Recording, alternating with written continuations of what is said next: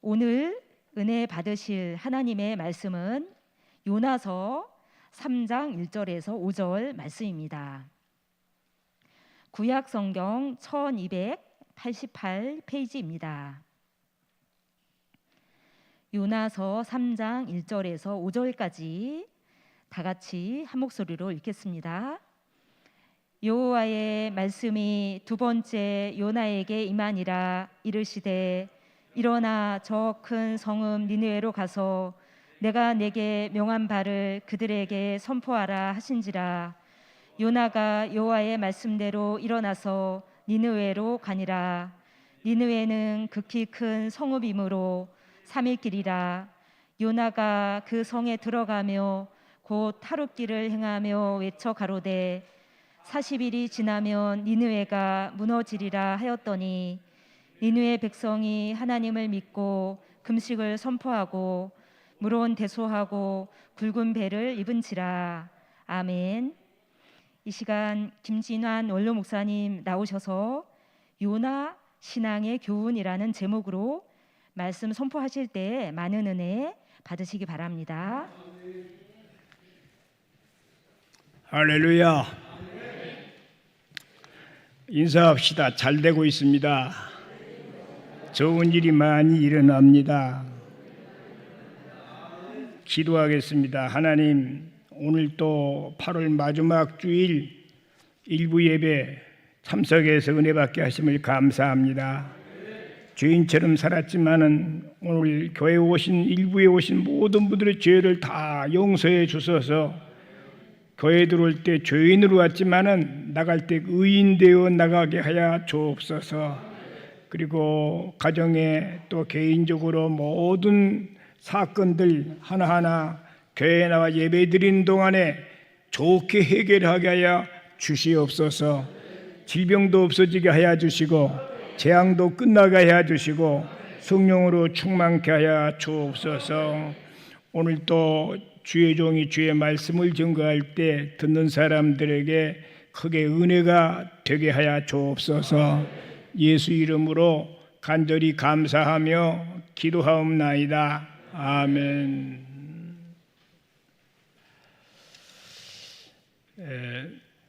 8월 마지막 주일입니다. 나이가 들어서 그런지 더위를 더 못 참겠더라고요. 금년은 부쩍 더워서 참 힘들었습니다. 언제 끝나나 그러는데 벌써 말복 끝나니까 이렇게 선선해져서 지금은 너무 바람이 좋습니다. 여러분도 다 그렇게 느끼시리라 생각됩니다만은 좀 힘들었던 8월이다 그렇게 생각합니다. 근데 8월 그러면 생각나는 게 한국 사람들은 8.15 해방, 8.15 해방 기념일이 8월 달에는 생각나고 6월이는 6.25 사변 그런 것들이 생각납니다. 사람이기 때문에 어쩔 수 없이 생각나는 거예요. 근데 8월 달에 설교를 해야 할 내가 하나님 앞에 기도했어요. 하나님, 8월 달은 어떤 설교를 할까요? 일주일 전에 제목을 나와야 되기 때문에 기도를 합니다. 근데 8월 해방, 자유, 이게 내 머릿속에 성령님께서 역사해 주셔서 8월달 해방, 자유에 대한 하나님 말씀을 증거하라 하는 성령의 지시를 받고 8월달 특별히 해방이라고 하는 자유라고 하는 그런 목적을 두고 설교를 준비했습니다.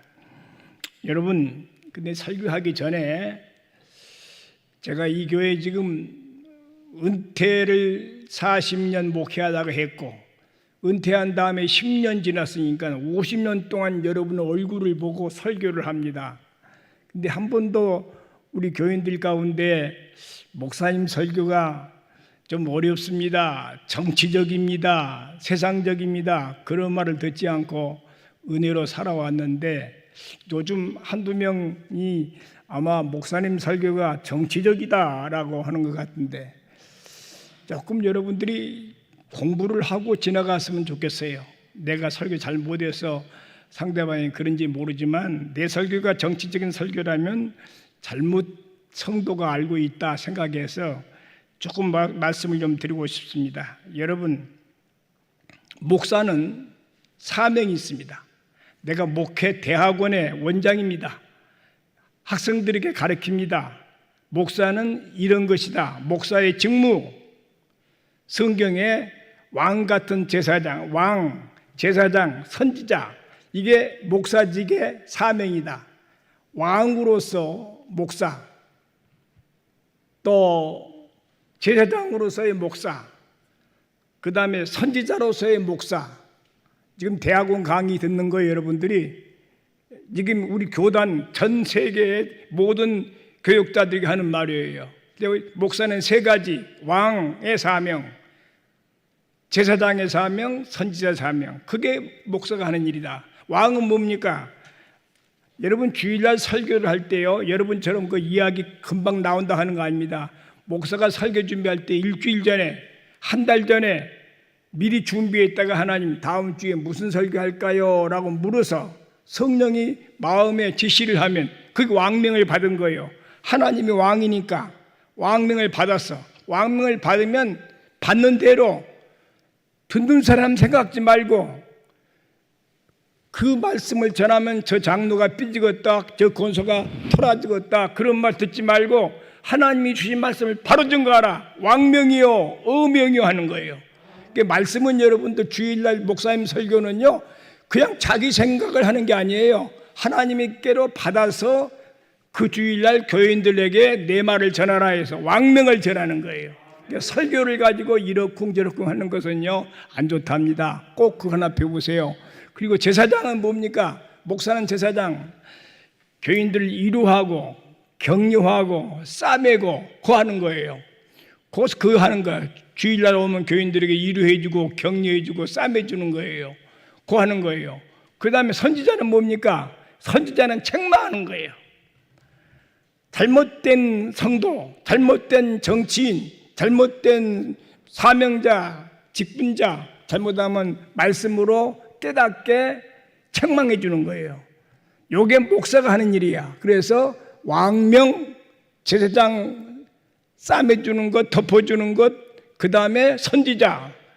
근데 현재 한국 교회는 왕명도 목사님이 말씀을 증거합니다. 그 다음에 제사장처럼 목사님이 교인들 잘못해도 잘했다고 칭찬만 해줍니다. 격려합니다.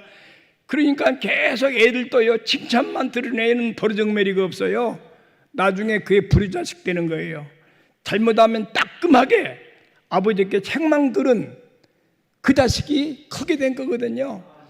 오늘날 목사들이에요. 지금 현재 한국교회 문제가 뭐냐면 목사의 입에 침묵의 카르텔이라고는, 혹시 카르텔이라고 좀 어려운 말인지 모르지만 목사가 할 말을 개가 짖지 못하면 개가 아닌 거예요.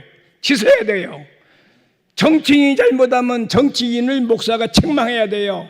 여러분 옛날 선지자들, 여러분 잘한 대로 다윗도 잘못하니까 나간 선지자가 책망했어요. 왕들도 잘못하면 책망하는 게 목사하는 일이야. 나간 선지자가. 또 여러분 세례 요한도 헤롯 대왕이 잘못할 적에 책망한 거예요. 세례 요한이 그래서 뭐가 이게 달아났지만은 그거 못하면 교회가 아니에요.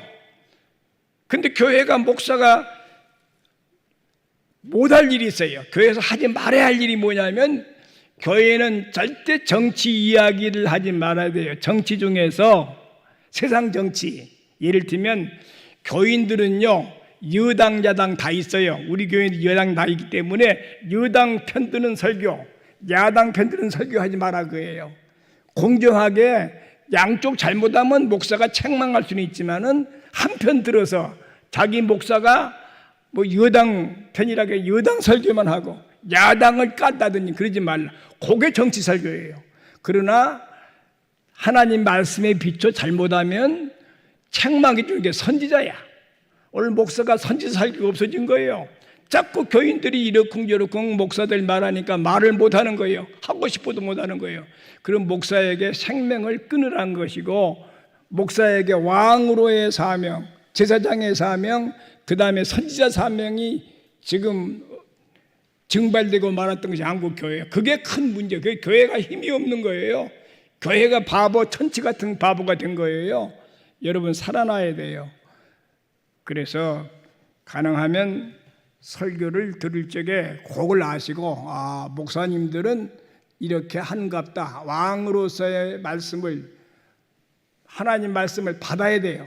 미리 준비 기도해. 기도하지 않고 남의 설교지 보고 하면 안 돼요. 하나님께 기도해서 그걸 하나님께 받아서 이걸 전하라 라고 하면 그대로 전해야 돼요. 듣는 사람이 오해를 하든지 말든지 삐지든지 말든지 해야 돼요. 왜? 하나님 말씀이기 때문에. 그 왕명이야.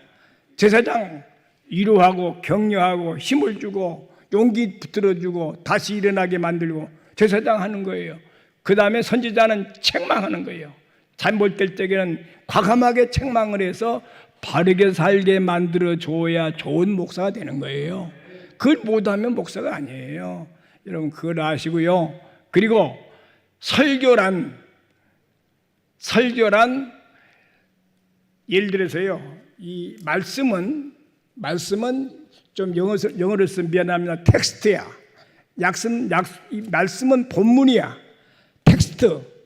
그러나 설교는 텍스트, 성경 말씀을 꼭 해야 되고, 그 다음에 설교는 콘텍스트야.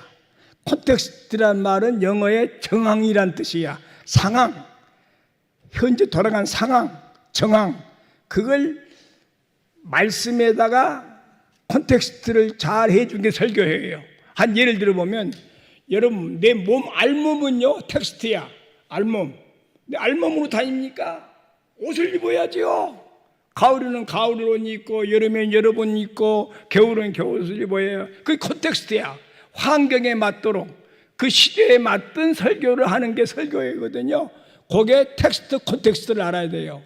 말씀 없는 콘텍스트만 하면 안 되고, 또 콘텍스트만 하면 말씀 없으면 안 되고, 또 하나만 하면 안 돼요. 둘을 잘 융합해서 과거의 말씀을 현재에 비추어서, 또 현재를 과거의 말씀에 비추어서 설명해 준 게 그게 설교랍니다. 여러분 매주 이 성경 그대로만 읽고 있다 그러면 그게 은혜가 되겠어요? 설교를 해야 은혜가 되지요. 옷을 알몸으로 간다면 여러분 알몸만 보면 되겠어요? 옷을 입어야지요. 옷, 그게 정황이야. 콘텍스트라는 거야. 그게 설교하는 사람이에요. 내가 그렇게 가르치고 있어요. 그렇기 때문에 목사님은 때때로 정치적으로도 잘못하면 한 번씩 여당 야당 할 것 없이 앞에서 선지자 노릇을 해야 되거든요. 그걸 못하게 부리면 목사가 하지 말라는 건 똑같은 거예요. 그러니까 여러분 말씀을 들을 때 잘 들으시고, 다 사랑합니다. 한 분도 사랑하지 않는 사람 다 사랑하는데요. 그리고 한 가지만 꼭 알고 지나가세요. 여러분 교회는 공동체예요. 공동체. 혼자 살면 혼밥 먹어요.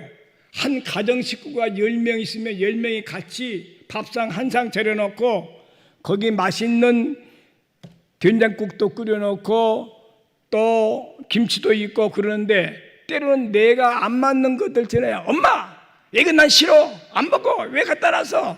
야, 네가 안 먹어도 네 동생이 먹어. 네가 안 먹어도 네 형이 먹어. 너한테는 이 맛이 안 맞지만은 다른 사람은 그게 맞아. 그게 공동체야. 교회는 공동체이기 때문에 내 마음에 안 든다고 그래서 그러지 마. 여러분 지혜롭게 내 마음에 안 맞으면 그거 빼내. 그리고 억지로 처먹으면서 소갈이 하지 말고, 그걸 내 맛이 안 맞으면 살짝 빼내요. 그 중에 또 맛있는 거 먹고, 그게 설교를 듣는 사람이 지혜인 줄 아시고, 여러분 지혜로운 설교를 듣는 사람들이 되시게 되기 바랍니다. 교회 주보에다가 뭐 정치 설교하지 말라, 정치적인 말하지 말라. 여러분 정치란 게 뭡니까? 나는 그렇게 배웠어. 대학에서 정치는 두 사람 이상 모이면 정치요. 여러분 대학에 가정과라는 가정과, 여러분 가정과 있죠. 2대 가정과. 가정가는 정치 정자야. 집 갖자 하고. 가정의 정치. 두 사람이 모이면요, 점심 뭐 먹을까? 그게 정치야. 냉면을 먹을까? 아니면 밥을 먹을까? 그 의논한 게 정치야. 여러분, 사람 사는 데는 교회는 교회 정치가 있고, 또는 나라는 나라 정치가 있고, 가정은 가정 정치가 있어야. 정치하지 말라 그 소리는 좀 아는 사람 배우면 이 사람들은 정치가 뭣도 모르는 사람들이 하는 소리다 그렇게 생각해요. 바르게 알고, 여러분, 내 마음에 밥상에, 공동밥상에서 내가 먹지 않으면 그냥 그대로 놔두면 다른 사람이 먹어. 다른 사람이 은혜 받아 그 말씀에. 그러니까 들을 때 그렇게 좀 잘 들었으면 좋겠다 하는 겁니다. 난 여러분 사랑합니다. 오늘 내가 조금 여러분 그런 소리를 한두 사람이 하는 것 같아가지고서 미리 좀 가르쳐 드리는 거니까 잘 이해하고 무슨 말씀이든지 은혜로 받게 되기 바랍니다. 좀 싫으면 조금 빼내고 다른 사람이 또 그 말씀 은혜 받을 사람도 있거든요. 그걸 이해를 해야 되지. 그걸 가지고 따지면 내가 은혜가 안 돼요. 그러니까 여러분들이 그걸 잘 이해해서 가려서 말씀을 먹는 지혜로운 사람들이 되게 바랍니다. 이제 오늘 본문 들어가겠습니다. 여러분, 요한복음 8장 22절에 보면 진리를 알지니 진리가 너희를 자유케 하리라. 내가 오늘 8월 달은 자유, 해방의 자유. 그러니까 자유라는 것을 생각하다가 얼른 생각되는 게 뭐가 자유일까? 성경에 요한복음 8장 22절에 진리를 알지니 진리가 너희를 자유케 하리라. 진리가 뭘까? 진리는 예수가 진리예요. 한번 따라 합시다. 진리는 예수님이다. 우리 기독교인은 진리는 예수님밖에 없어요. 그러니까 진리를 알지니 예수를 알라 그 말입니다. 예수를 알면 너희가 자유함을 얻으리라 그랬으니까 예수를 똑바로 알고 자유를 바르게 하는 사람들이 될 수 있게 바랍니다. 근데 자유는 두 가지 자유가 있습니다. 육체적인 자유, 그 다음에 영적인 자유. 오늘 제가 육체적인 자유와 영혼의 자유에 대한 말씀을 드릴까 합니다. 여러분, 1907년 을사보호조약과 1910년 이완용 내각에 의해 한일 합방으로 농토를 잃고 소작인이 되었고, 이 고통에서 힘든 사람들은 도시로 나가 지객군으로 전락하며, 그것도 못한 사람들은 산으로 숨어서 화전민이, 옛날 화전민들 많았죠. 그렇게 화전민이 되어서 살아왔습니다. 어떤 이는 러시아로, 북한도로 일제시대 일본 사람들 밑에 식민지로 자유 없이 살 수가 없어서 그렇게 북한도로 도망가 살았습니다. 일본은 2차 대전이 치열이자 이렇게 정치 설교입니까? 여러분, 역사를 좀 알아야 돼요. 최소한의 역사를 알아야 돼요. 일본은 2차 대전이 치열해지자 총탄과 포탄을 만들기 위해 조선의 가정에서 녹그릇, 수저, 심지어 솥단지, 문고리까지 다 공출당했어요. 나이가 좀 드신 분들은 알아요. 공출이란 게 알아요? 솥단지도 숟가락도 전부 다 일본 사람이 뺏어다가 총 만들려고 공출로 뺏어갔어요. 숟가락도까지. 그렇게 뺏어갔던 때가 그게 자유 없는 식민지 생활이에요. 우리나라가 일제시대에 육체적인 자유를 빼앗아간 노예 생활을 하게 만들었어요. 그걸 우리는 기억하고 살아야 돼요. 다시는 그런 것이 들어와서는 안 된다 하는 것입니다. 우리나라의 비극의 역사를 조금 더 요약해 봅시다. 여러분, 고구려가 중국 중원까지 국토를 삼고 있을 때 신라가 중국 당나라에게 말해서, 여러분 고구려 신라 백제 알지요? 근데 고구려는 대단히 컸어요. 큰 나라요. 백제도 그런 데로 잘 살아갔는데 신라가 제일 약했어요.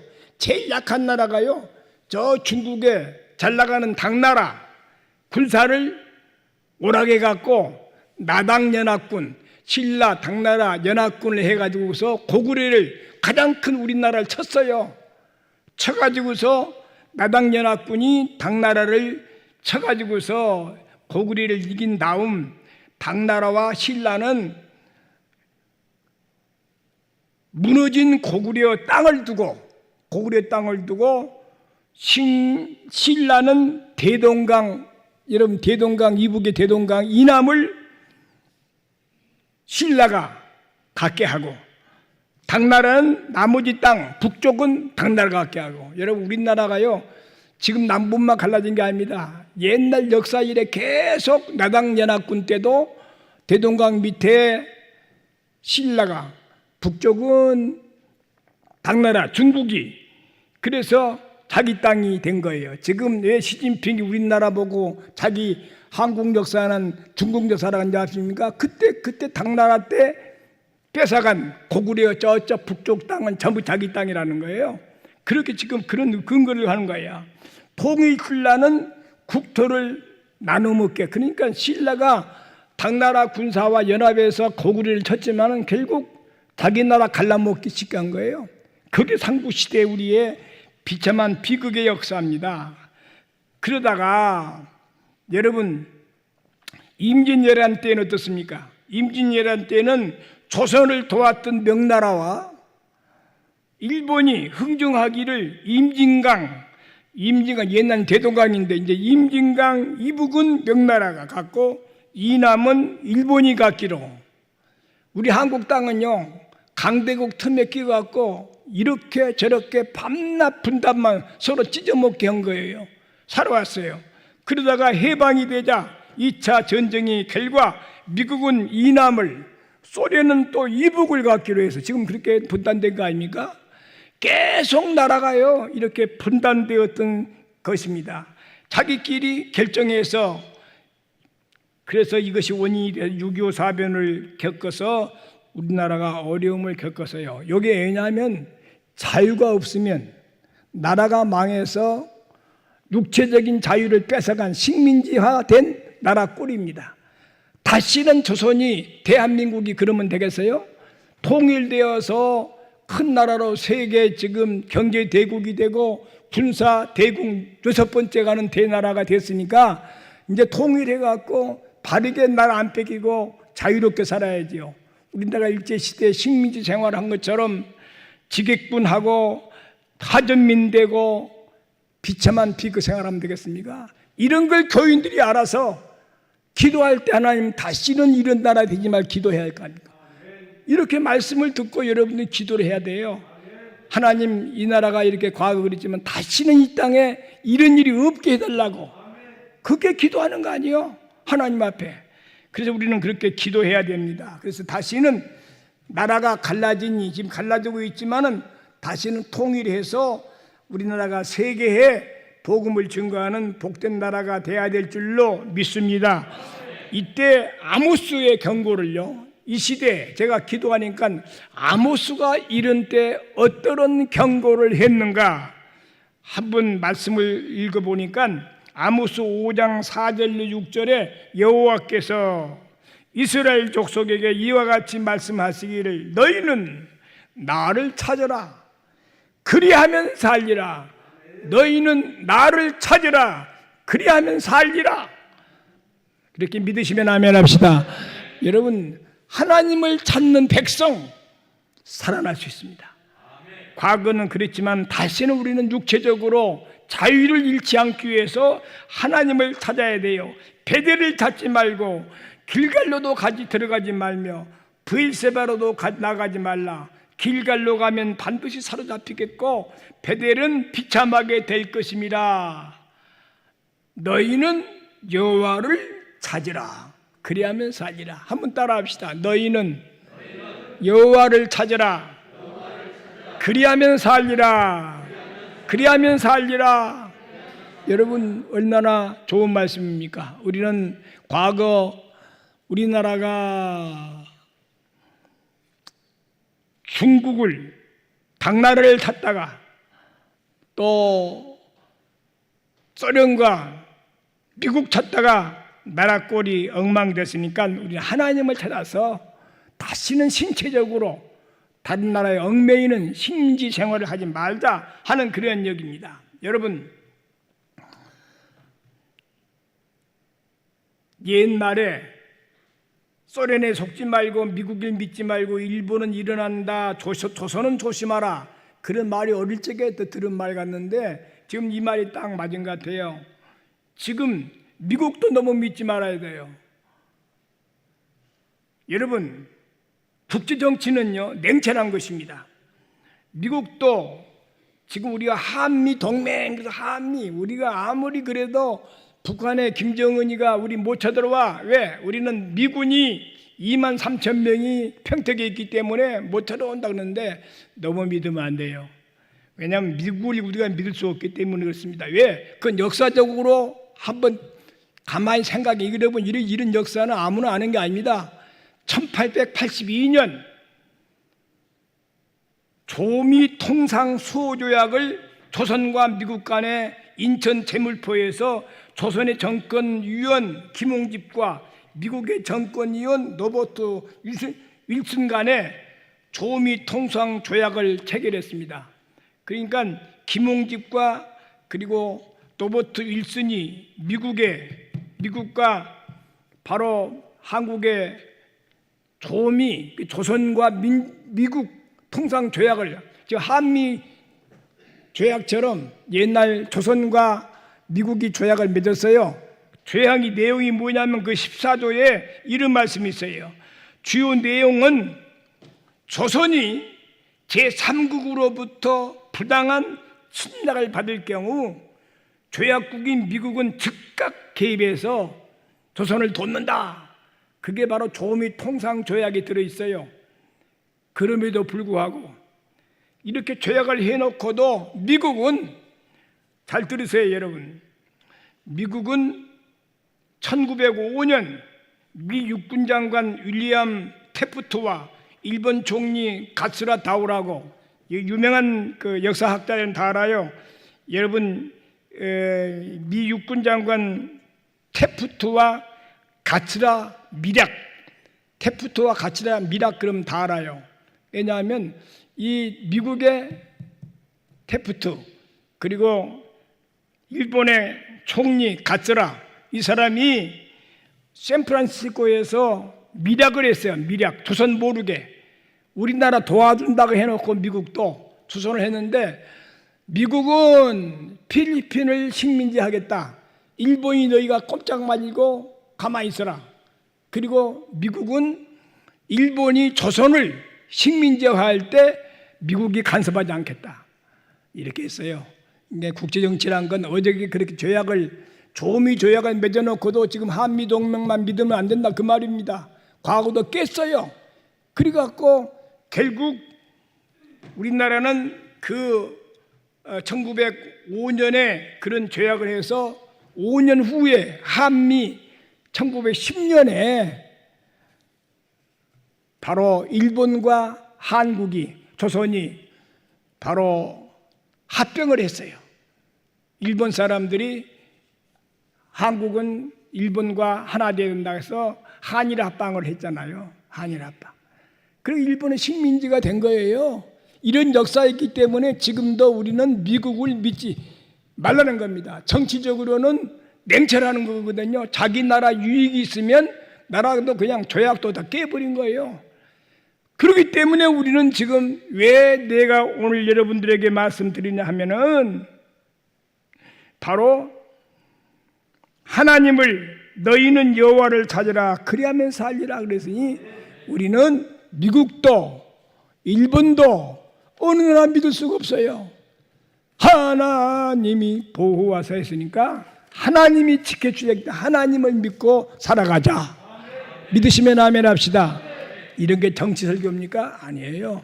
역사적으로 이걸 알아야만 사람이 가는 거예요. 교회라는 게 그런 거예요. 바로 알아서 여러분들이 이해를 해 주시길 바랍니다. 그래서 민족이 살 길은 오직 하나님께 돌아가는 길이에요.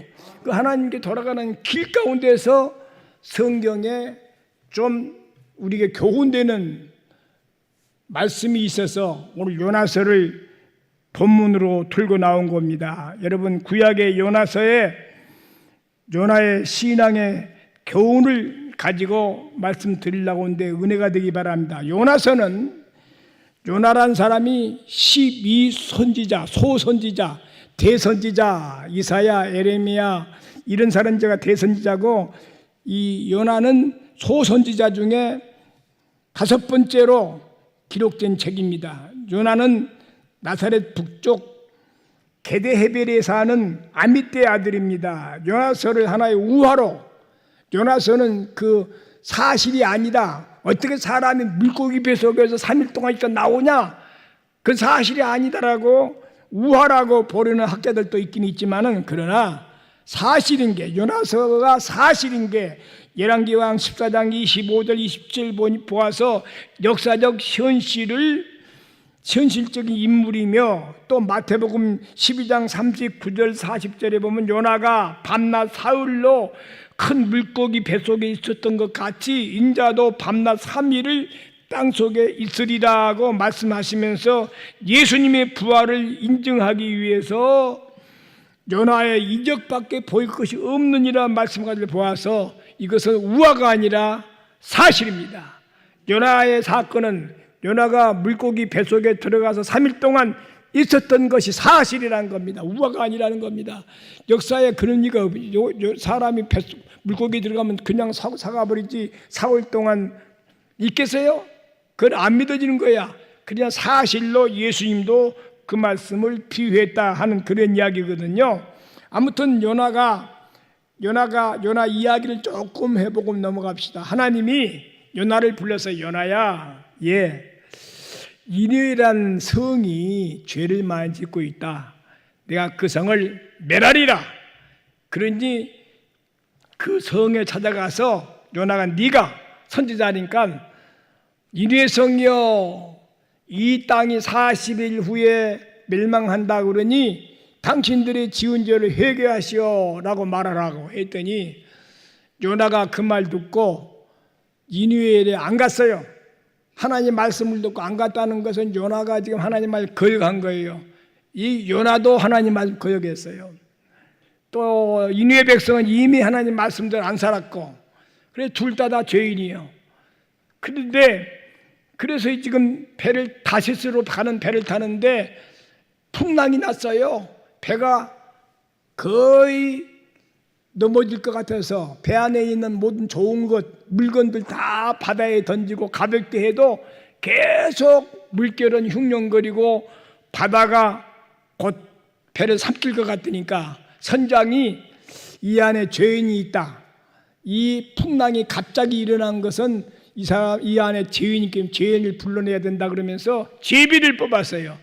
배 밑창에 잠들고 있던 요나가 잠이 들고 있는 거예요. 배가 막 흉룡거리고 파선할 위험이 있는데도 잠들고 있는 거예요. 선장이 여보시오, 당신은 어느 나라 사람이고 무엇을 믿고 어떤 사람이길래 이렇게 배가 요동치면서 파선할 위기에 있는데 잠들고 있어? 그러니까 나는 하나님 믿는 사람이요, 이 재앙이 나 때문에 내가 하나님 말씀을 거역해 갖고 이 파선할 배가 된 것 같은데 나를 잡아다가 배 안에 물속에 던져주시오.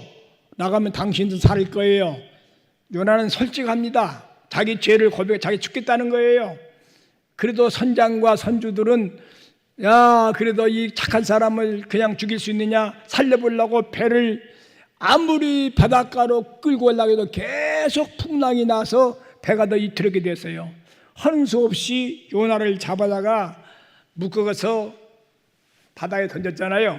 던졌더니 물고기 큰, 하나님 성경 말씀에 하나님께서 요나를 위해서 큰 물고기를 예배해 갖고 그 요나를 삼켰어요. 삼켰는데 3일 동안 요나가 그 안에서 회개합니다. 하나님, 내가 니느웨에 가서 망한다고 전하라고 했는데 가기 싫어서 안 가서 도망가다가 이런 일을 당하게 됐습니다. 하나님 용서해 주세요. 하나님 용서했어요. 다시 보내주시면 내가 꼭 그 일을 하겠습니다. 회개를 했어요. 그랬더니 하나님이 물고기에게 명하사 그 요나를 토해서 해변가로 파김치가 되어서 요나는 뛰쳐나왔어요. 그래서 나중에 살아났어요.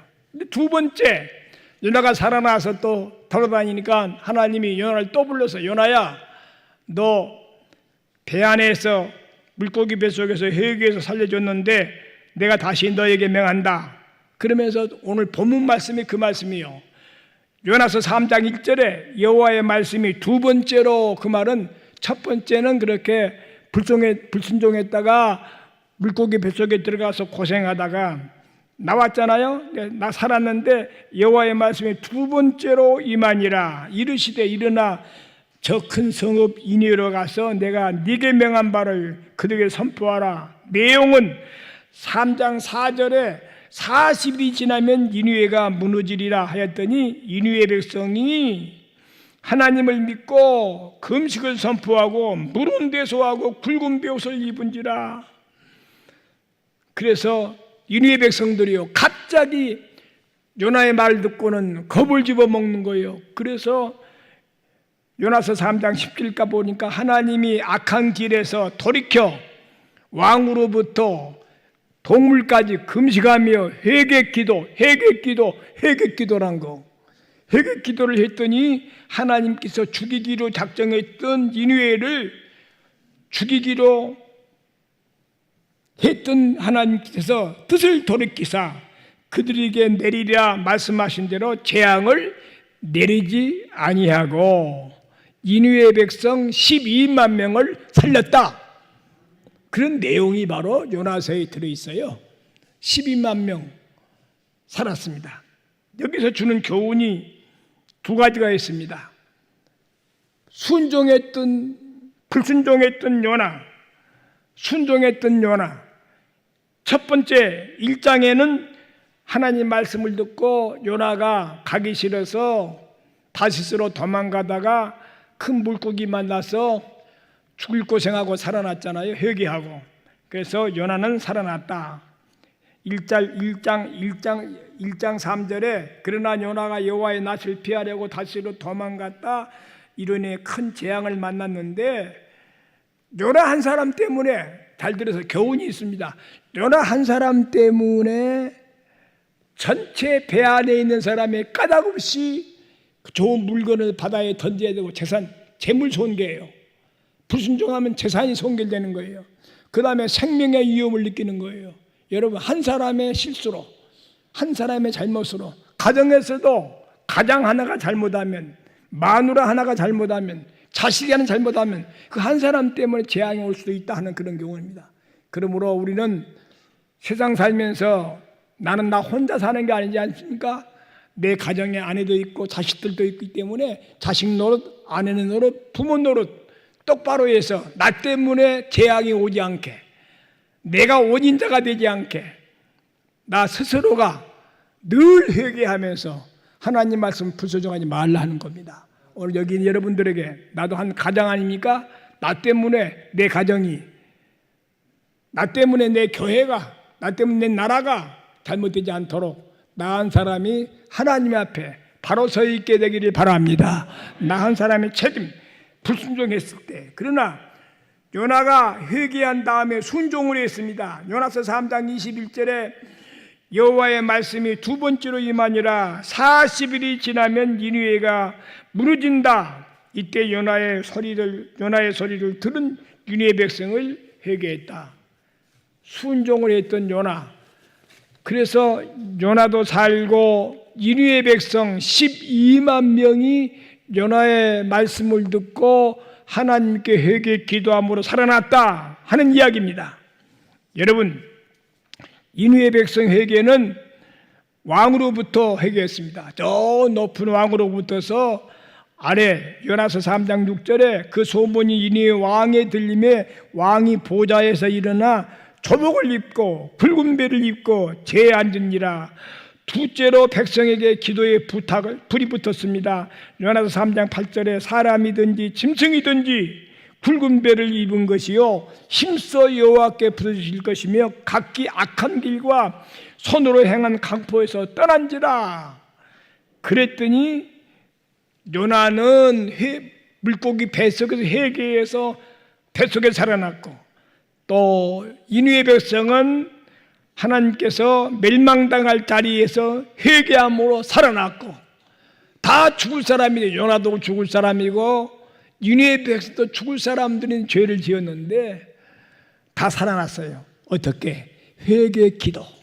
기도 중에 회개 기도가 있습니다. 여러분, 내일부터 또 우리 교회는 특별 새벽 기도하는데, 여러분 한 달 동안 지은 죄, 우리가 평생 지은 죄, 나라가 지은 죄 회개 기도를 합시다.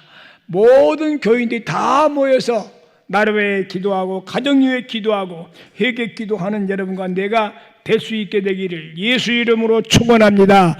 기도만이 살 길이에요. 여호와를 찾으라. 찾으라 말은 하나님께 기도하라 그 소리 아닙니까? 그래야만 살리라. 다시 한번 여호와를 찾으라. 그래야만 살리라. 이 말씀 오늘 여러분 외우세요. 하나님 찾으면 살아요. 물고기 뱃속에서도 절망 가운데 있어도 하나님 찾으면 사는 길이 있다는 겁니다. 여러분 그런 길을 아시고 기도로 사는 길을 찾아갈 수 있게 되기 바랍니다. 여러분 도산 안창호 선생은 조선이 망한 것은 이완용 한 사람 때문이 아니라 2천만 온 동포의 죄가 나라를 망친 것이라 그랬습니다. 특별히 이 안창호 선생은 말하기를 한국 사람의 죄 중에 거짓말한 죄가 많다. 그것 때문에 나라가 망한다 그랬습니다. 여러분 사람이요 죄가 세 가지가 있습니다. 이누의 백성이 죄를 회개했잖아요. 그 세 가지를 회개해야 돼요. 세 가지가 있는데, 사람은 잘 들으세요. 법률로 민법, 형법에 의한 사기죄, 또 살인죄, 간음죄, 이건 다 법률적인 죄야. 죄는 법률적인 죄가 있고, 그 다음에 양심에 가책된 죄, 법률적인 죄는 아닌데 양심에 가책된 죄가 있어요. 거짓말 같은 것. 양심, 다른 사람을 고연심 미워해서 거짓말 해놓고 양심에 가책받아, 양심에 갓거리낌 죄가 있습니다.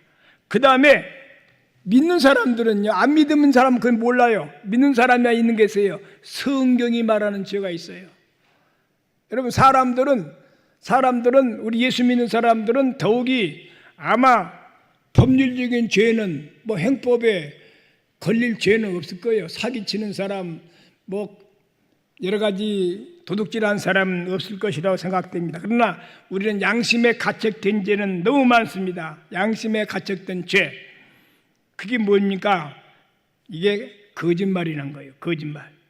여러분 거짓말은요 죄 중에 가장 나쁜 죄입니다.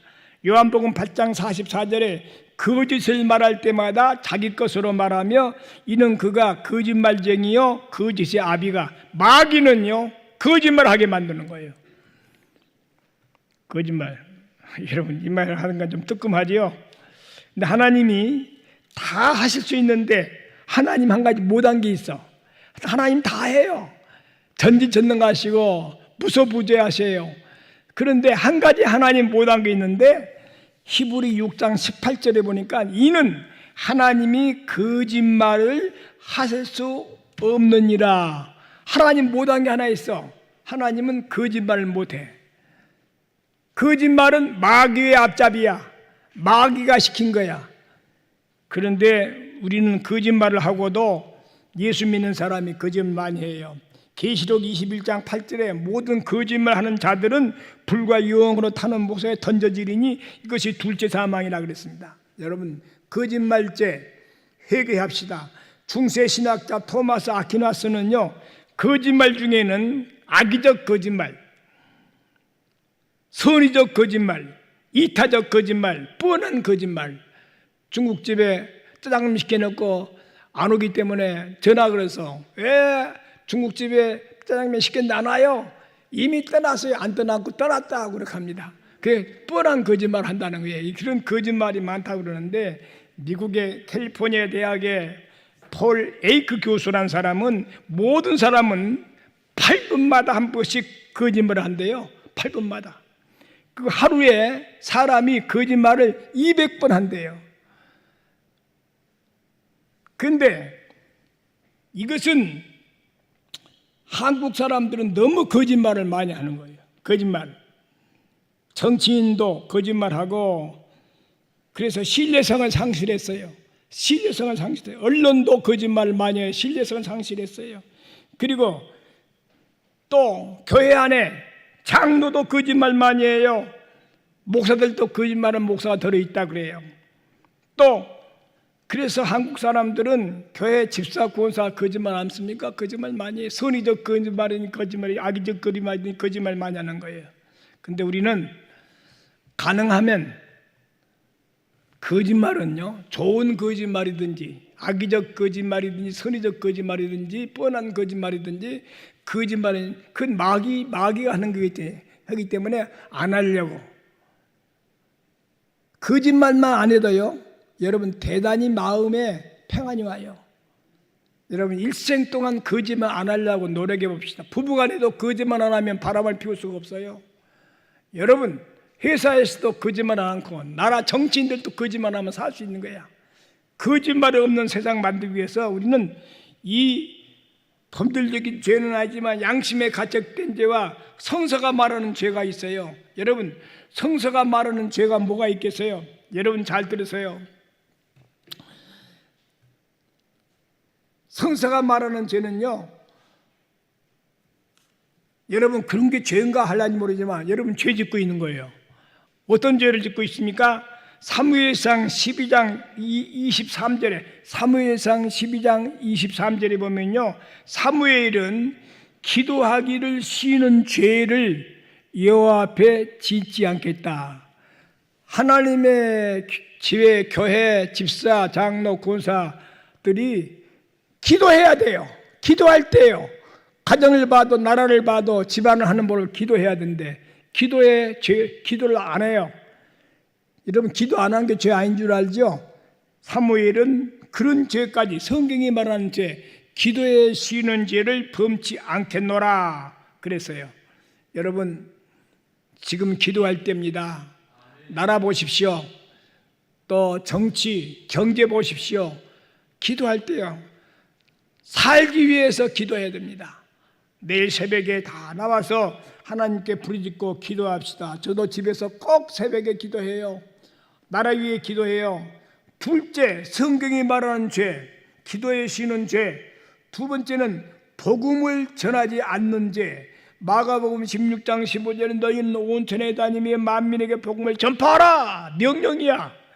그런데 고린도전서 9장 16절에 복음을 전하지 아니하면 네게 화가 있으리로다. 재앙이 있다는 건 그건 죄예요. 전도 안 하면 죄예요. 여러분 사람 만나서 세상 이야기하지 말고 예수 믿는가 안 믿는가 그걸 먼저 봐야 돼요. 그래서 안 믿는 것 같으면 예수 믿으세요. 좋은 말로 듣든지 말든지, 때를 얻든지 못 얻든지 전도하는 걸 습관화돼야 돼요. 늘 전도해야 돼요. 여러분 하루에 몇 번이나 전도를 했습니까? 전도를 해야 할 때가 많은데 가까운 남편도 자식도 이웃도 친하게 지내면 전도 안 합니다. 그건 죄 짓고 있는 거예요. 그게 죄예요. 성경이 말하는 죄. 여러분 성경에는 그렇잖아요. 전도하지 않는 죄. 마태복음 5장 18절 보니까 성도가 음욕을 품고 여자를 보는 자마다 마음이 이미 간음했다. 음욕을 품으면 이미 간음했다. 아무런 인간 성관계를 안 해도 마음만 보고도 죄인 간음했다. 성경은 마태복음 그랬잖아요. 그렇게 성경에 비춰보면 누구 하나 죄 없는 사람이 없어요. 다 죄인이에요. 그래서 사도 바울은 디모데전서 1장 15절에 바울은 내가 죄인 가운데 괴수라. 바울이 무슨 죄를 지었습니까? 법률적인 죄 안 지었어요. 또 여러분 양심에 가책된 지도 바울은 안 했어요. 그러나 성경이 말한 대로 그렇게 볼 때 죄인 가운데 괴수라 그랬습니다. 그러니까 여러분 죄인이다 그래도 섭섭히 생각지 마세요. 바울도 나는 죄인 가운데 괴수라 그랬으니 나도 괴수요. 여러분 괴수요. 그걸 그렇게 알면서 가만히 있지 말고 회개하라는 뜻입니다. 여러분 전도 안 한 사람은 전도하고 나쁜 맘 먹은 사람은 나쁜 맘 먹지 말고 또 여러분 기도에 쉬는 사람은 기도를 하고 회개해서 여러분 온전한 교인들이 될 수 있게 되기 바랍니다. 마태복음 5장 48절에 그러므로 하늘에 계신 너희 아버지의 온전하심과 같이 너희도 온전한 성도가 되라고 소리거든요. 이게 진리 아닙니까? 이게 설교예요.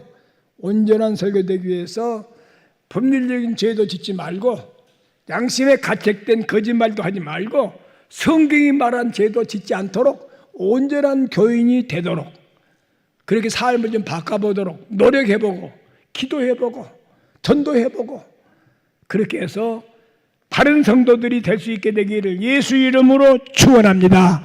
할렐루야. 오늘 여러분들 죄 가운데 그래서 바울은 내가 괴수라 그랬는데 나도 괴수요. 다 회개해야 돼요. 다.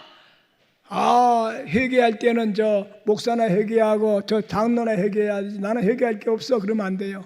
모두가 다 회개해야 돼요. 하루에 알고 모르고 200분 이상 거짓말하고 있잖아요.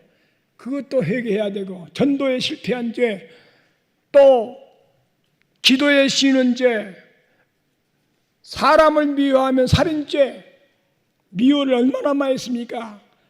시어머니가 며느리 미워하고 며느리가 시어머니 미워하면 죄야.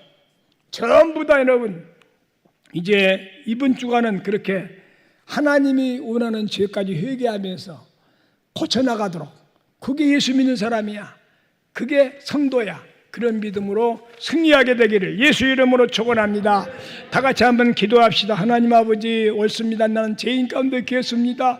법률적인 죄는 안 지었고 양심에 꺼리낀 죄도 없지만은 성경에 비춰볼 때 죄가 많습니다. 나는 죄인 가운데 괴수입니다. 용서해달라고 내일 새벽 기도부터 열심히 기도하는 성도 여러분 되시기 바랍니다. 주여 한번 같이 부르고 기도합니다. 주여 하나님 아버지 감사합니다. 오늘 또 이렇게 귀한 말씀을 들려주시니 감사합니다. 깨닫게 하시니 감사합니다. 성령께서 함께 하시고 도와주시고 아버지 하나님 우리는 회개해서 요나가 살고 회개해서 이니 백성이 산 것처럼 회개해서 사는 우리가 되도록 축복하여 주시옵소서. 회개해서 사는 우리가 되도록 축복하여 주시옵소서. 예수 그리스도 이름으로 간절히 감사하며 기도합니다. 210장